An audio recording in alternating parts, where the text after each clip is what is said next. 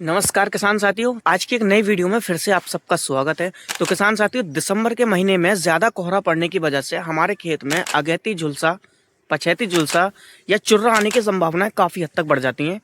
यहाँ पर हमें अपने आलू की फसल में काफ़ी ज़्यादा नुकसान देखने को मिल जाते हैं, जिस वजह से हमारे आलू का जो साइज होता है, यानी कंद का जो विकास होता है, वो यहाँ पर इस रोग की वजह से रुक जाता है और जो पैदावार हमारी खेत में निकल के आती है वो यहाँ पर काफ़ी हद तक किसान साथियों घट जाती है। दिसंबर के महीने में जो कोहरा आता है, जैसे कि अभी आप मेरे पीछे देख सकते हो, कोहरे की वजह से पेड़ जो है कितना ऐंठन इन पत्तों में जो है आ चुकी है। अभी तो ये पेड़ बिल्कुल स्वस्थ है, किसी किसी पेड़ पर यहाँ पर झुलसा जो रोग है वो यहाँ पर आता हुआ दिख गया है। ये जो पेड़ है इस खेत में बिल्कुल स्वस्थ है, क्योंकि इस खेत में ट्रीटमेंट जो है पहले ही हो चुका है। किसान साथियों, यहाँ पर आलू का कंद अच्छे से जो है बढ़ नहीं पाता है, जिसकी वजह से हमारे खेत में काफी हद तक जो नुकसान हो जाते हैं।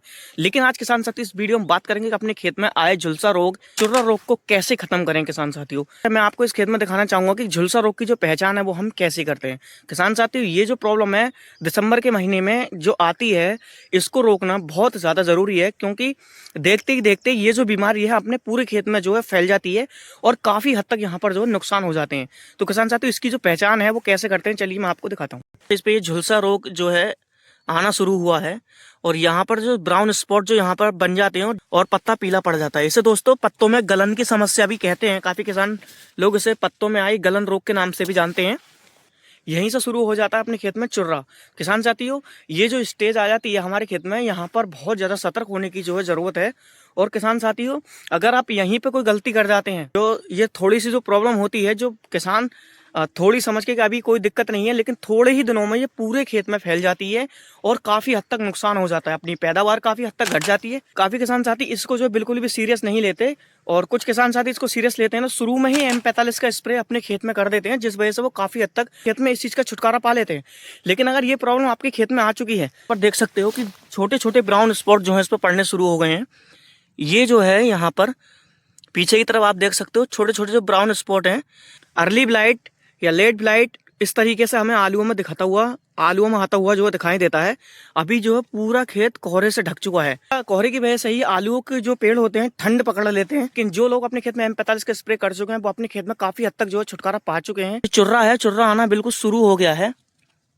ये जो आप पत्ते की किनारी देख सकते हो, यहाँ पर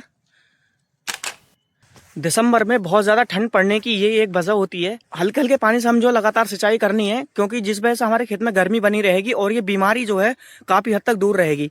बात करते हैं किसान साथियों, अगर ये प्रॉब्लम आपके खेत में आ चुकी है तो हमें किस चीज़ का जो है अपने खेत में उपयोग करना है। किसान साथियों, अगर आपके खेत में भी अगैती, पछैती, झुलसा या फिर आपके खेत में चुर्रा आ चुका है या फिर धीरे धीरे आ रहा है, अगर आप चाहते हो कि आप हमारे पूरे खेत में इससे छुटकारा मिल जाए और ये पूरी तरह से कंट्रोल हो जाए, तो किसान साथियों, मार्केट में कई तरह के प्रोडक्ट आपको यहाँ पर मिल जाएंगे। थायोफेनाइट मिथाइल नाम का एक जो टेक्निकल है 70% WP फॉर्म में, आपको इसका इस्तेमाल करना है 250 ग्राम पर एकड़ के हिसाब से। ये मार्केट में अलग अलग नाम से मिल जाएगा। बात करते हैं इसके ब्रांड नेम की, तो ये आपको जय वस्तु के नाम से आपको मार्केट में मिल जाएगा। जय वस्तु नाम को आपको मार्केट में मिल जाएगा, क्योंकि किसान साथियों ये एक नंबर का जेन्युइन प्रोडक्ट है। अगर आप इसका इस्तेमाल 250 ग्राम पर एकड़ के हिसाब से अपने खेत में करते हो, 250 से 300 ग्राम ही लेना है, इससे ज्यादा आपको नहीं लेना, तो आप अपने खेत में इसी एक प्रोडक्ट को यूज करने के बाद काफी हद तक अपने खेत में आने वाली जो चुर्रा की समस्या है वो काफी हद तक यहाँ पर दूर हो जाएगी। और किसान साथियों, इसी के साथ आपको एक एंटीबायोटिक जरूर लेके आना है, जिसका नाम है स्टेप्टोसाइक्लिन। जो किसान साथी 6 ग्राम का एक पाउच आता है छोटा सा, आपको इसका इस्तेमाल अपने खेत में जो है अच्छी तरीके से यहाँ पर कर देना है। किसान साथी, मार्केट में कई नामों से मिल जाता है, जैसे कि एक रोको फंगीसाइड आता है, आप रोको का इस्तेमाल कर सकते हो।